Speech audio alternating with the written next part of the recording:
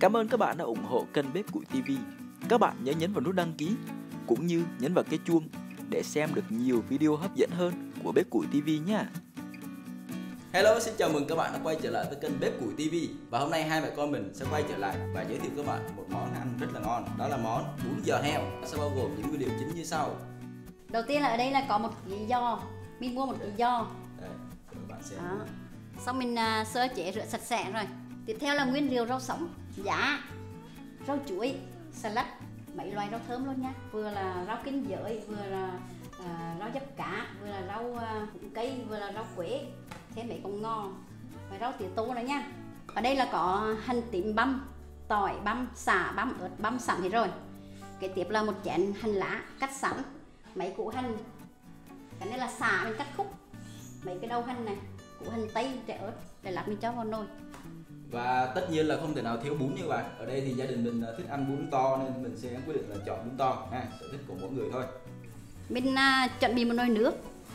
Khi mắc lên sôi rồi thì mình cho giò heo này vô đây để mình trần ha.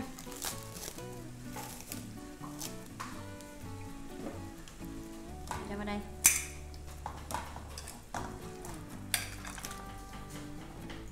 Mình trần mục đích là làm gì mà? Mình trần cho nước đục này này ra đi. Nó sạch đó hả? Nước sạch này, vừa phân là cái nhớt này. Mà chúng đó là mình rửa rồi đó, mình vừa rửa giấm, rửa muối sạch sẽ rồi. Bây giờ mình trần để cho cái nước đục hình ra đi. Lát nữa mình nấu là cái nước nó trong đúng không? Trong đi và thì cái heo của mình hẳn hôi. Yeah. Mình không có cần sôi nữa, bây giờ mình tắt bếp đi ha. Mình chỉ trần lại thôi chứ không phải là mình hầm. Bây giờ mình gắp ra nhá. Mình gắp ra để cái rổ này này. Mọi người thấy cái nước đục không? Đó, mấy cái nước nhớt, nước đục của heo ra. Vẫn biết là mình rửa nước muối rồi, rửa giấm sạch, nhưng mà mình phải trần qua nước sôi. Rồi như vậy là mình gắp ra xa hết rồi ha. Bây giờ mình bắt cái nồi lên ha. Giờ mình đổ vào đây là 2 lít nước. Bây giờ bật ga lên. Mình chờ cho đến khi nó sôi đúng không ạ? Không, mình cho vô luôn. Bây giờ mình cho vô ha. Cho nước lần vô luôn để hâm cho cái thịt, cái xương, cái giò nó trắng. Tức là nó hơi, nói chung là các bạn hơi chú ý xíu cái này. Hồi nãy mình nghĩ là nước sôi xong mình để vô đúng không ạ? Nhưng mà để vô từ đầu luôn này. Để vô từ đầu luôn. Thì cái giò mình nó sẽ trắng hả? Trắng cho mình cho thịt muối này. Thường mình hầm giò hoặc là mình luộc con gà hay cái gì mình cũng cho nước lần. Chứ mình không thể nào để đợi sôi để vô. Cái này mẹo hay á. Bây giờ mình cho tí muối ha. Mấy bạn nào đặc biệt là ít mà nấu bếp thì nên chú ý cái này nha các bạn. Kế tiếp là mình cho mấy củ hành vô. Cái nước của mình là thơm mình trong cái hành đó ha, trong cái nước ra. Bây giờ mình để nắp lại nhé. Mình hầm chừng nửa tiếng xong mình mở nắp mình coi lại thử mềm chưa nha. Trong khi mình chờ đợi mình hầm cái giò heo thì mình bắt một nồi nước. Nồi nước giờ sôi rồi. Bây giờ mình trùng cái bún đi ha. Cái bún này nước sôi mình chỉ trùng có thôi là mình tắt bếp thôi chứ mình không cần phải đợi sôi lại nha. Rồi mình trùng xong rồi bây giờ mình vớt ra nha.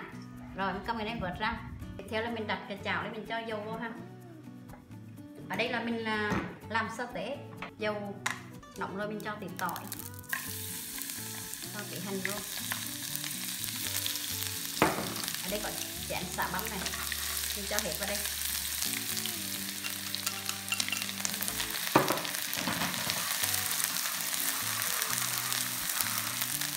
Mình phải đảo, mình trộn cho đều vẫn cháy xả ha. Như vậy là xả mình vang rồi mình tắt bếp đi. Khi mình tắt bếp mình để cho nguội thì xíu đâu mình cho mấy muỗng bột vô.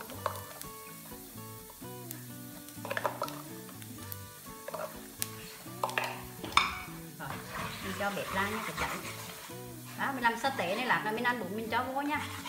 Rồi, cái tiếp mình cho cái chảo khô xong đặt cái chảo lên xong mình cho dầu vô ha. Khi dầu sôi rồi mình cho tỏi trước ha. Hành luôn. Cho xả thì cho tí xíu ớt vô đây thôi. Tại vì sợ cay á, lát cháu ngoài ăn không được.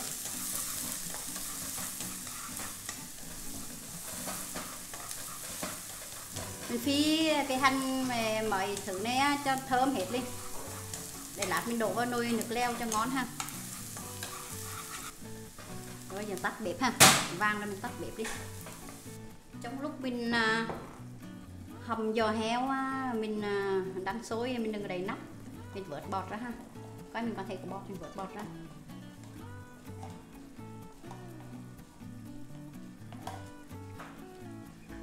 Vớt bọt ra cho cái nước của mình trong mà hẳn bị hôi mùi héo này nhá. Cái tiếp là mình cho xả vô. Ở đây mình có mấy gốc ngò mình cho vô luôn. Cho thơm.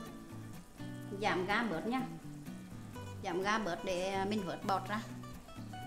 Vậy là giò heo mình cũng được gần chín rồi, bây giờ mình nêm ha.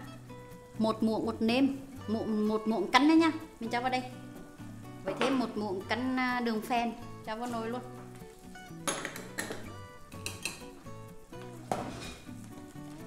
Cái giò mình hầm cái giò mình trắng chưa? Giò heo này. Bây giờ mình thử có cái giò heo mình chín chưa nha. Nãy giờ mình hầm cũng được hơn nửa tiếng rồi đó. Vậy là giò heo mình cũng gần chín rồi. Nồi giò heo mình gần chín rồi. Bây giờ mình giảm ga bớt để mình vớt bọt. Cái tiếp là cái chảo hồi nãy mình xào xà, ớt, hành, tỏi vào đây, giờ mình cho vào đây luôn nha. Cho vào cái nồi luôn. Chạm vào đây.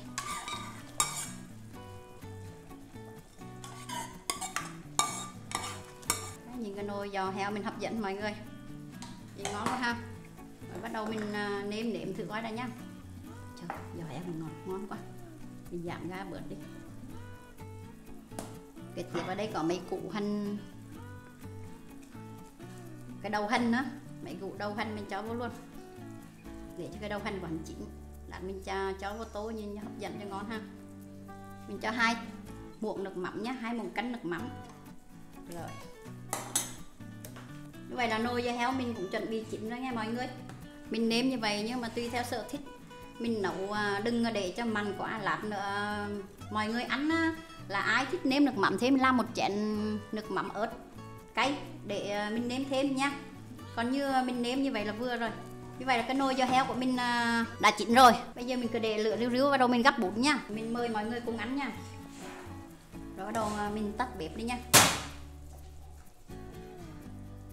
Mình cho mấy góc hành lên đây.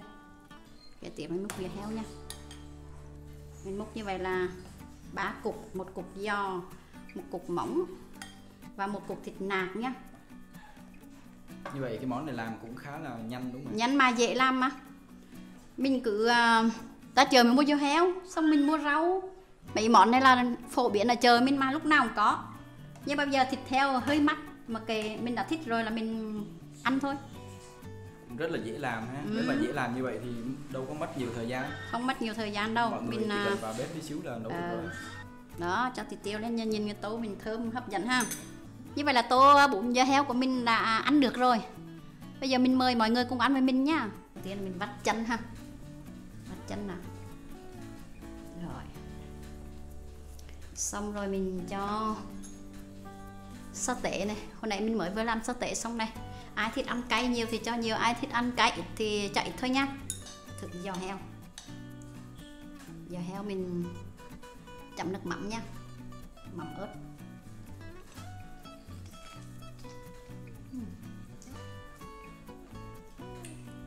Cái giò heo á, mình hầm á, mình đừng có hầm như quá. Như quá ăn dễ ngán lắm. Mình cứ hầm ăn cái giò heo mà mình cắn lên giòn á. Giòn rụt rụt này ngon. Hầm như quá ăn ngán. Giò heo hầm vừa ăn. Mình hầm chừng hơn nửa tiếng đồng hồ.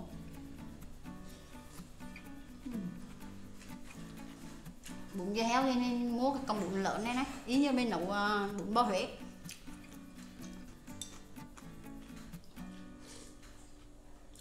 Ngon không? Rất là ngon. Nước ngọt, nước trong veo, mọi người thấy nước trong không? Đó. Nước trong. Mình nấu xong mà nước nóng sôi mình chan vô, nếu ai thích ăn rau thêm dĩa rau của mình đây này. Nhưng mà cái tô này sức của mình ăn vừa đủ rồi, cho rau thêm nữa ăn hết.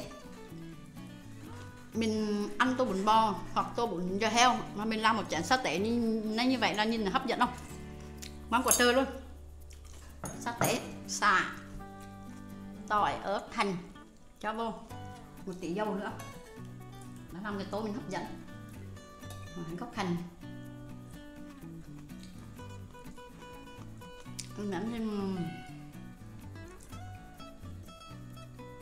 ăn bún là mình làm chả được mặn mặn để mình chấm giò heo. Ai mà thích ăn mặn thêm thì mình chan chén nước mắm vào luôn. Giò heo giòn, lá giòn, ngon ơi ngon, đâm đã bún ăn ngon luôn. Nếu mọi người nhìn thấy cái tô của mình hấp dẫn mà mọi người thích thì nhớ nhấn nút đăng ký cho mình một nút. Bây giờ mình chào tạm biệt mọi người nha. Hẹn gặp lại clip sau nha. Bye bye.